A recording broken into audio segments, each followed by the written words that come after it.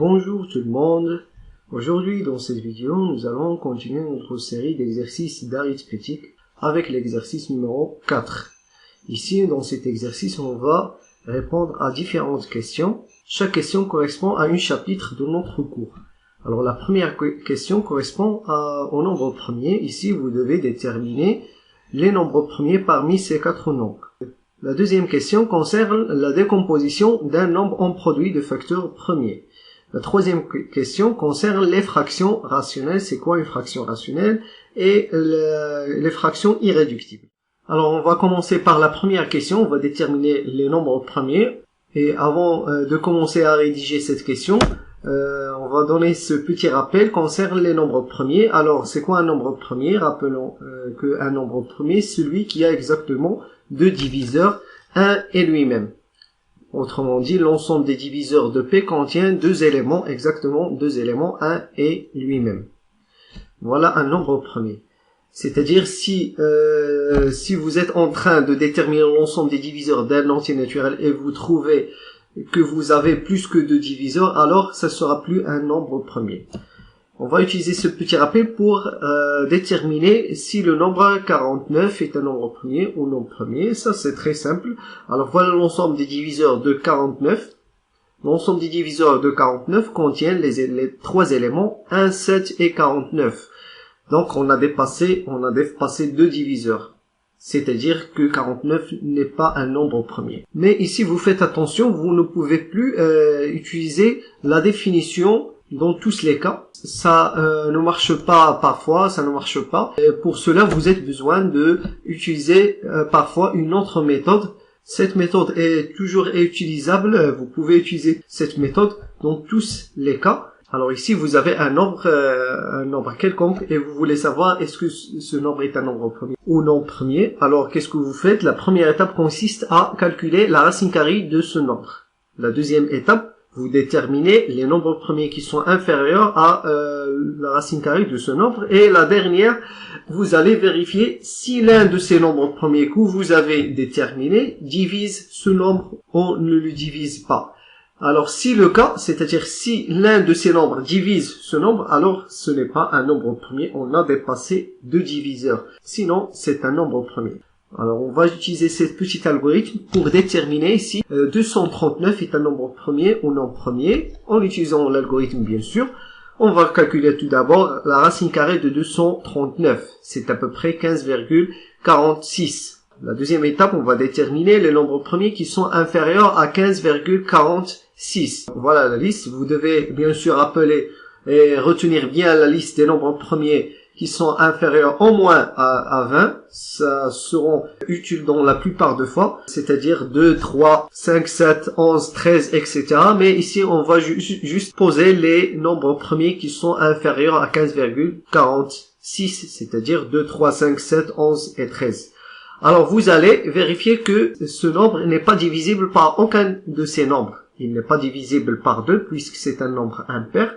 Il n'est pas divisible par 3 puisque la somme de ces trois chiffres est égale à quoi? Est égale à 9 plus 2 est égal à 11. 11 plus 3 est égal à 14. 14 n'est pas divisible par 3, donc 239 n'est pas divisible par 3. Il n'est pas divisible également par 5, puisque le premier chiffre, ou bien le chiffre d'unité ici, est différent de 0 et de 5. Il n'est pas divisible par 7. Ici, vous allez utiliser, concernant ces nombres premiers, 7, 11, 13, vous allez utiliser la définition et votre calculatrice. Alors, vous calculez 239 sur 7. 239 sur 7, vous allez avoir quelque chose qui admet des nombres ou bien des chiffres après la virgule. Ça veut dire quoi? Ça veut dire que 239 n'est pas divisible par 7. Rappelez bien la définition d'un diviseur. Si 239 est divisible par 7, on doit avoir 239 sur 7 est égal à un entier naturel. Dans ce cas, il est divisible. Mais vous allez voir que ce n'est pas divisible par 7.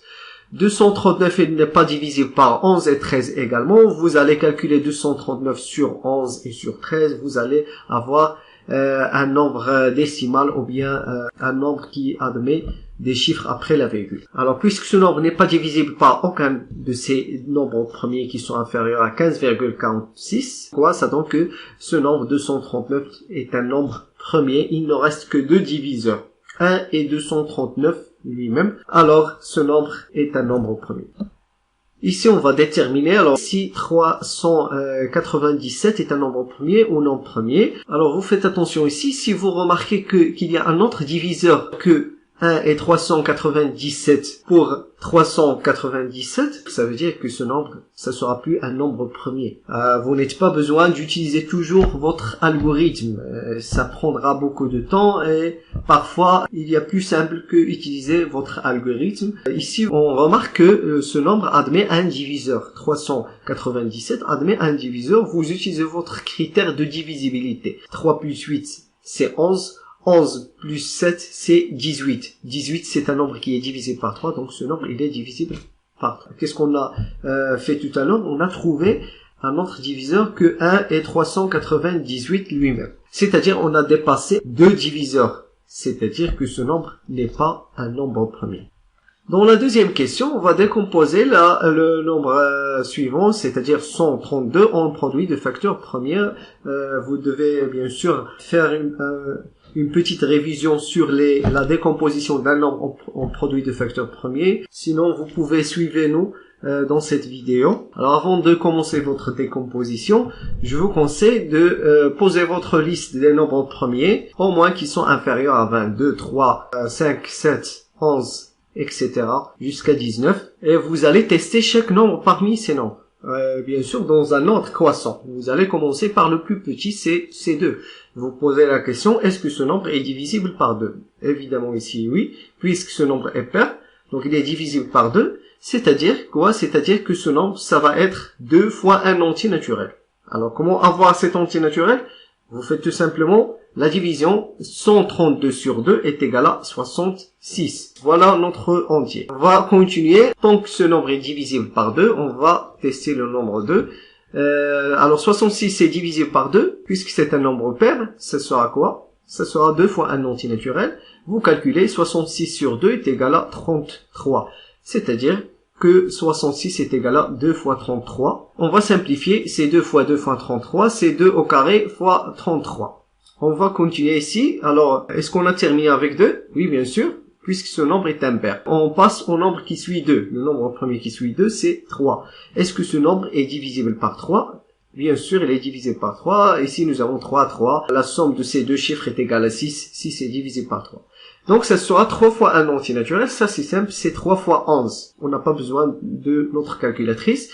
Alors, ça sera 2 au carré fois 3 fois 11. On va simplifier et voilà, on est abouti à cette décomposition. 2 au carré fois 3 fois 11. Alors, 132 est égal à 2 au carré fois 3 fois 11. Voilà notre décomposition en produit de facteurs premiers, bien sûr. Le deuxième nombre, ici, nous avons 490. On va décomposer ce nombre en produit de facteurs premiers.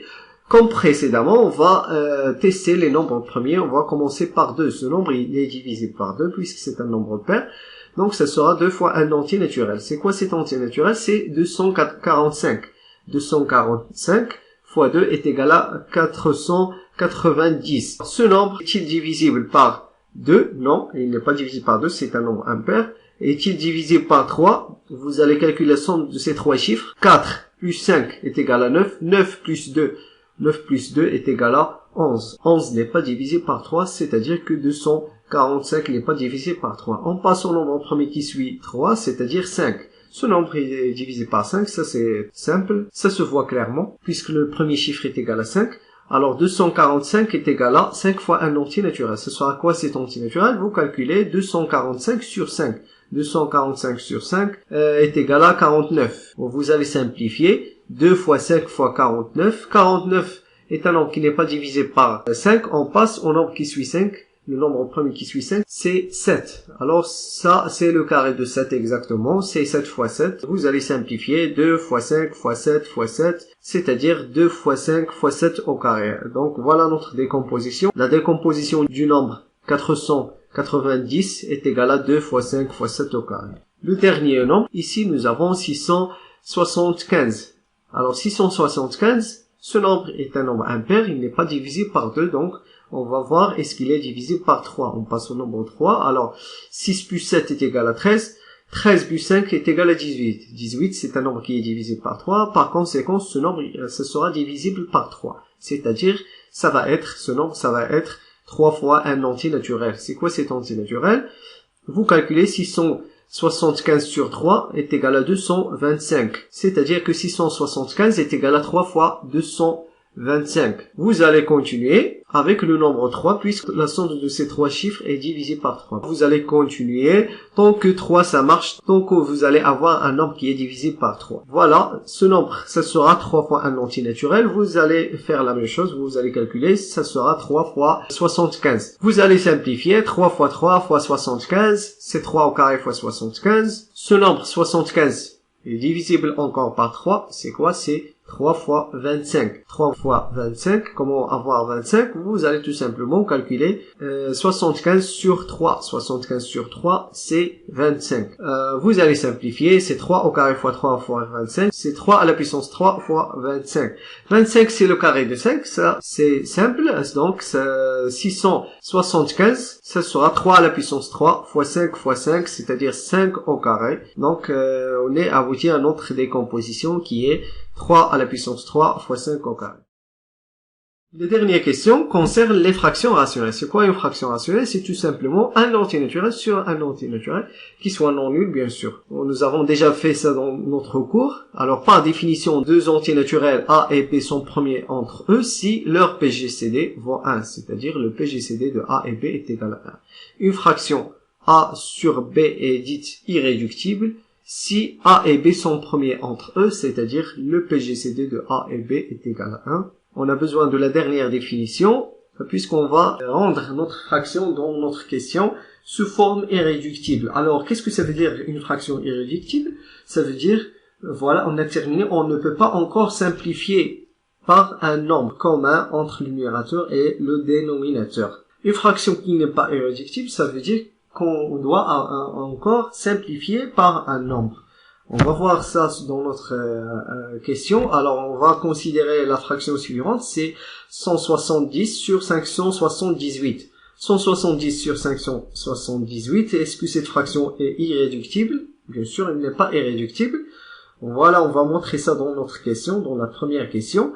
Puisque nous avons, on peut simplifier par un nombre. Quel est ce nombre? On peut simplifier par exemple par 2. Ce nombre est pair, ce nombre également est pair. Donc, on peut encore simplifier par 2, c'est-à-dire que 2 est un diviseur commun entre le numérateur et le dénominateur. Et voilà, cette fraction n'est pas irréductible. Mais on peut rendre cette fraction sous forme irréductible, c'est-à-dire on va simplifier jusqu'à avoir une fraction irréductible. Ici, vous avez un petit astuce.